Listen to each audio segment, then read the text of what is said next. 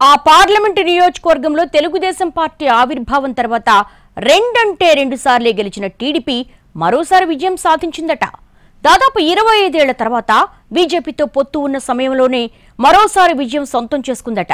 అయితే టీడీపీ గెలుపుకు ఆ పార్టీ బలపట్టమే కారణమా లేక వైసీపీ నేతల తప్పిదాలే కారణమా అన్న అంశాలు రాజకీయ వర్గాల్లో ఇప్పుడు చర్చనీయాంశంగా మారాయట. ఒంగోలు ఎంపీ సీట్లో 5వ గెలిచారు మాగుంట శ్రీనివాసులరెడ్డి. వైసీపీ అభ్యర్థి చెవిరెడ్డి భాస్కర్ రెడ్డిపై 50,199 ఓట్ల ఆధిక్యంతో విజయాన్ని సొంతం చేసుకున్నారాయన.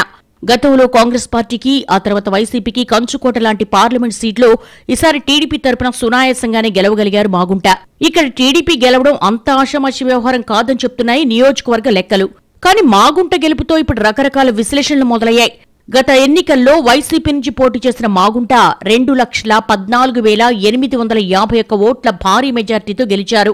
వైసీపీ ఆవిర్భావం తర్వాత జరిగిన 2014-2019 రెండు ఎన్నికల్లో గిద్దలూరు, మార్కాపురం, ఎర్రగొండపాలెం 3 సెగ్మెంట్స్ లో ఆ పార్టీ అభ్యర్థులు భారీ మెజార్టీతో గెలవడం ఒంగోలు ఎంపీ అభ్యర్థికి ప్లస్ అయింది. ఎన్నికలకు ముందు జరిగిన రాజకీయ పరిణామాలతో వైసీపీ నుంచి టీడీపీలోకి మారి పోటీ చేసి గెలిచారు మాగుంట.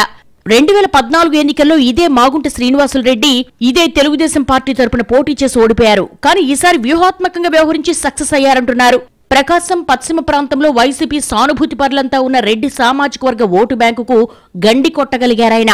టీడీపీ కూడా గిద్దలూరు, మార్కాపురం, కనిగిరి నియోజకవర్గాల్లో రెడ్డి నేతల్ని బరిలోకి దింపింది. దీంతో వైసీపీకి వన్ సైడ్ పోలవుతాయని భావించిన సామాజిక వర్గ ఓట్లు చీలి టీడీపీకి ప్లస్ అయ్యాయి.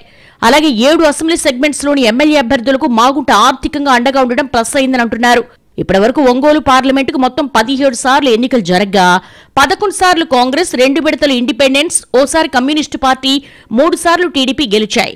వైసీపీ ఆవిర్భావం తర్వాత జరిగిన 2 ఎన్నికల్లోనూ ఆ పార్టీ అభ్యర్థులే గెలిచారు.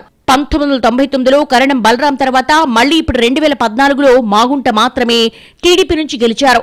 25 ఏళ్ల తర్వాత ఒంగోలు ఎంపీ సీట్లో టీడీపీ జెండా రెపరెపలాడటంతో జోష్లో ఉన్నాయి ఆ పార్టీ శ్రేణులు. ఇదే సమయంలో వైసీపీ వైఫల్యాలపై కూడా చర్చ జరుగుతోంది. పార్టీ అభ్యర్థిగా చెవిరెడ్డి భాస్కర్ రెడ్డిని ప్రకటించినప్పటి నుంచి ఆయన తిరుపతి, ఒంగోలు మధ్య షటిల్ సర్వీస్ చేశారు తప్ప ఫుల్ టైం ఇక్కడే ఉంటారన్న భరోసా కేడర్కు సైతం కల్పించలేకపోయారట. చెవిరెడ్డి జగన్ కు అత్యంత సన్నిహితుడు. అది తమకు ప్లస్ అవుతుందని మొదట వైసీపీ ఎమ్మెల్యే అభ్యర్థులు భావించినా చివరికి అదే మైనస్ అయిందంటున్నారు. పొదిలిలోని ఓ ప్రైవేటు కాలేజీలో తాత్కాలిక కార్యాలయాన్ని ఏర్పాటు చేసుకుని తన ఎన్నికల టీంని అక్కడి నుంచి ఆపరేట్ చేశారు చెవిరెడ్డి భాస్కర్ రెడ్డి. నియోజకవర్గ కేంద్ర ఒంగోలులో కనీసం ఆఫీస్ పెట్టకపోవడంతో ఒకవేళ గెలిపించినా ఈయన మనకు అందుబాటులో ఉంటారా అని సొంత పార్టీ కార్యకర్తలకే డౌట్స్ వచ్చాయన్నది లోకల్ టాక్. జనంలో కూడా అదే బాగా వెళ్లిందంటున్నారు.